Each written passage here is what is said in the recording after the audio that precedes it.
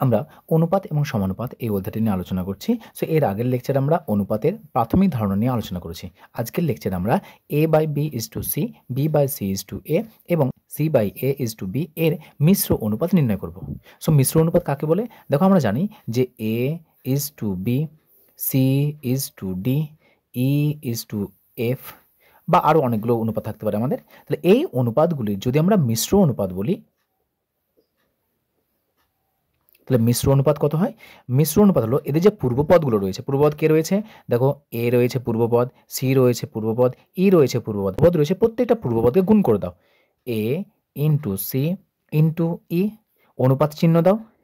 এবং যে পরপদ রয়েছে বা উত্তরপদ রয়েছে, বি রয়েছে, ডি রয়েছে এবং এফ রয়েছে, প্রত্যেকটা উত্তরপদকে আমরা উত্তরপদে লিখব B into D into F.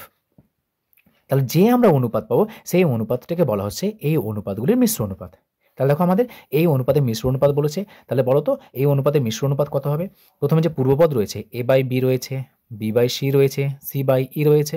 So এই প্রত্যেকটা পদগুলোকে আমরা পূর্বপদে লিখবো, না একটা অনুপাত তৈরি করব। তাহলে লিখো, তাহলে a/b into b/c into c/a।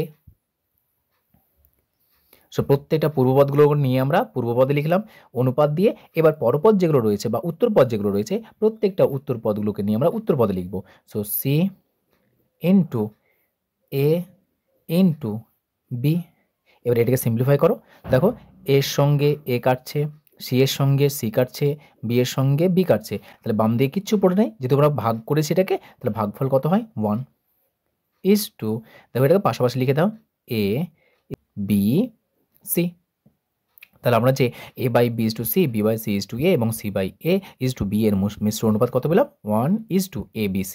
তাহলে অতএব a/b/c, b/c/a, c/a/b এর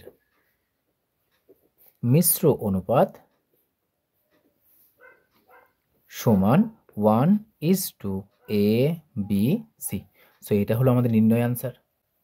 সো এইভাবে যখন আমাদের মিশ্র অনুপাত বলবে, তখন আমরা এইভাবে পূর্ব পদগুলোকে নিয়ে পূর্বপদে লিখব এবং উত্তর পদগুলোকে নিয়ে উত্তরপদ লিখে যে অনুপাত পাবো সেই অনুপাতকে সিম্পলিফাই করে সরলতম আকার নিয়ে এসে যে মানটা পাবো সেই মানটাই হলো আমাদের নির্ণয় মিশ্র অনুপাত। এবং এখানে আরেকটা কথা মনে রাখবে যে এই মিশ্র অনুপাত লেখা আছে, এই মিশ্র অনুপাতকে আবার যৌগিক অনুপাতও বলা হয়। যৌগিক অনুপাত। সব প্রশ্ন যদি কোথাও মিশ্র অনুপাত বলে অথবা যৌগিক অনুপাত বলে, তাহলে মিশ্র অনুপাত যা, যৌগিক অনুপাতও তাই।